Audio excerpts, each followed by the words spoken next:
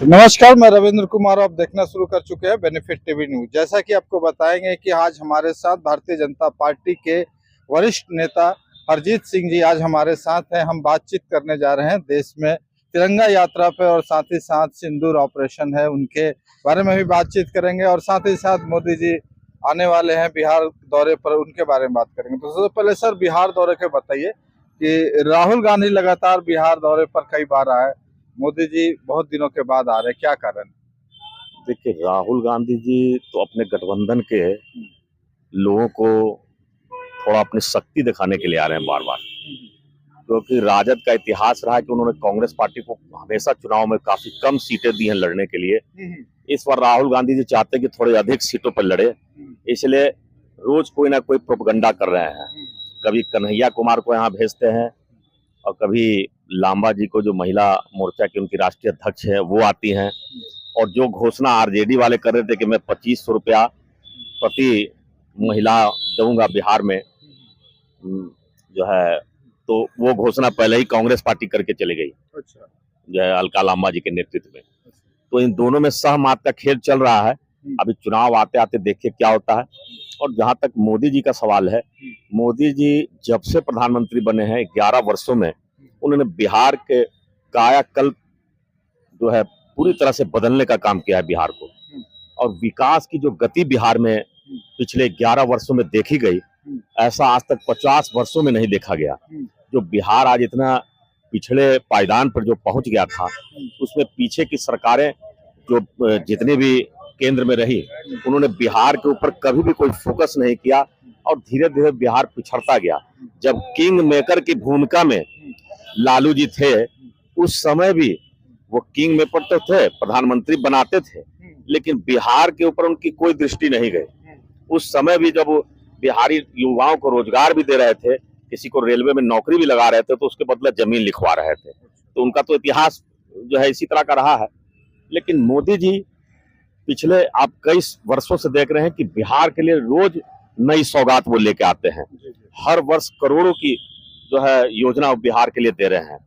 और पीछे आप देखें, दरभंगा और भागलपुर में भी उन्होंने करोड़ों की योजनाओं का शिलान्यास किया। तो और आज जो 29 तारीख को जो उनका कार्यक्रम है, उसमें भी वो भारी पैमाने पर बिहार में लगभग आप अंदाजा लगाएं कि 1 लाख करोड़ से अधिक की योजना का लाभ वो बिहार को देंगे 29 और 30 तारीख को। पहली तो उनकी जो पटना एयरपोर्ट का उद्घाटन होगा और प्लस बिहटा एयरपोर्ट की आधारशिला रखी जाएगी।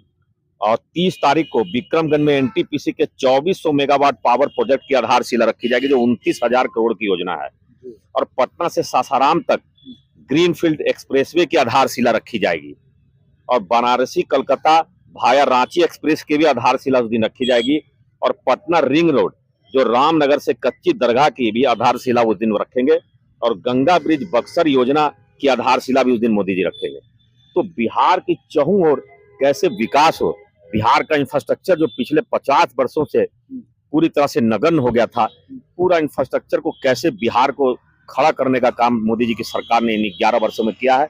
और बिहार में आज जो पूंजी निवेश हो रहा है, जो विदेशी और देसी कंपनियां बिहार की ओर आकर्षित हो रही हैं, पहला तो लॉ एंड ऑर्डर बिहार का इन जो है एनडीए की सरकार में काफी सुधार आया।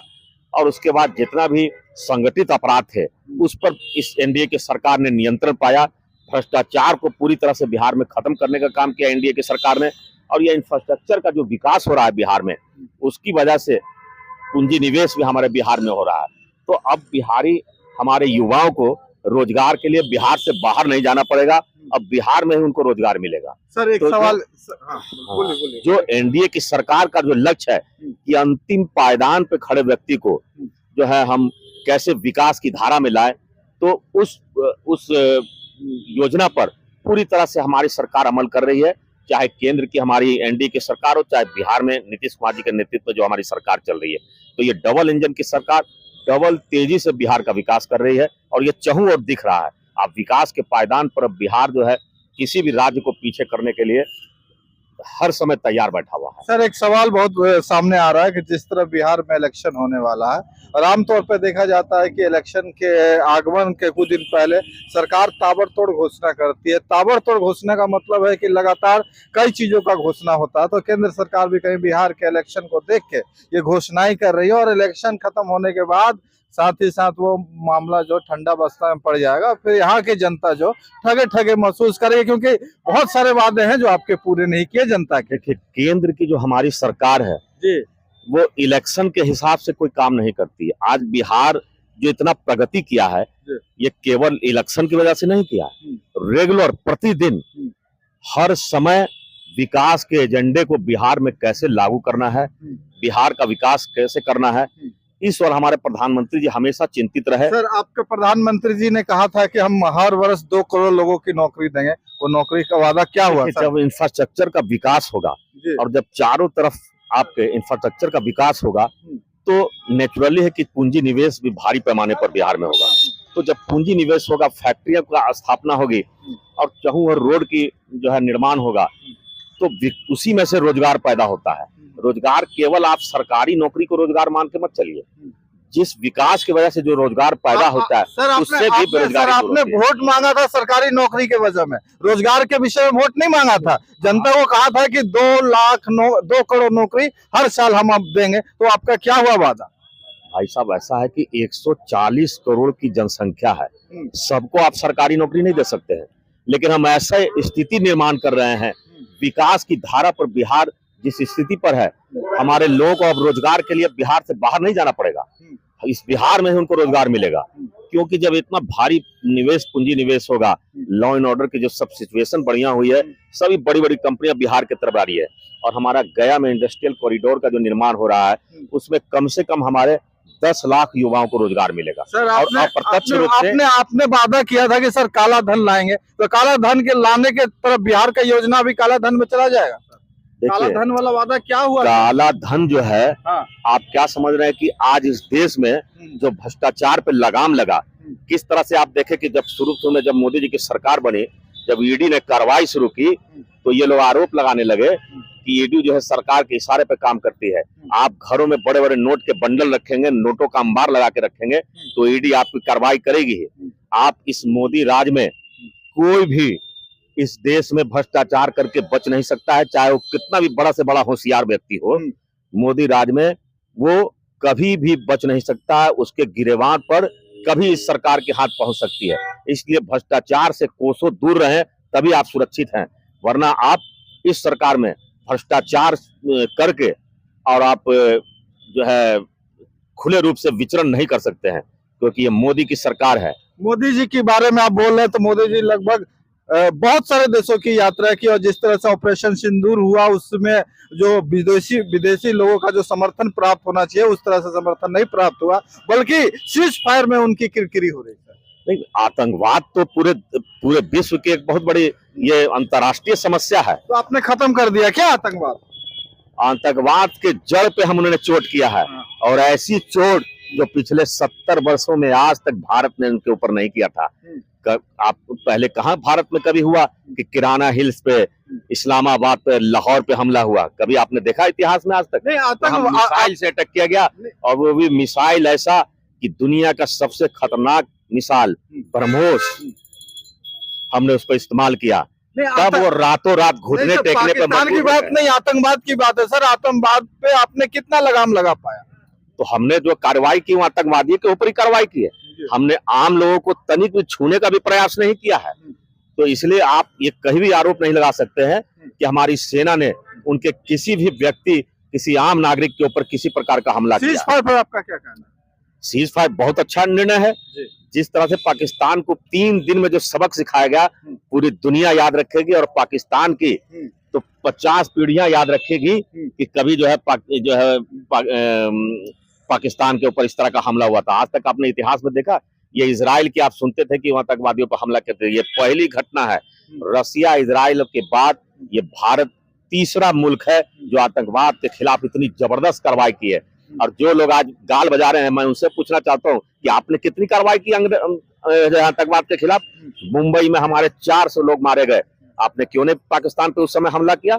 जब सेना तैयार बैठी थी, आपसे परमिशन मांग रही थी, तब तो आपने परमिशन नहीं दिया।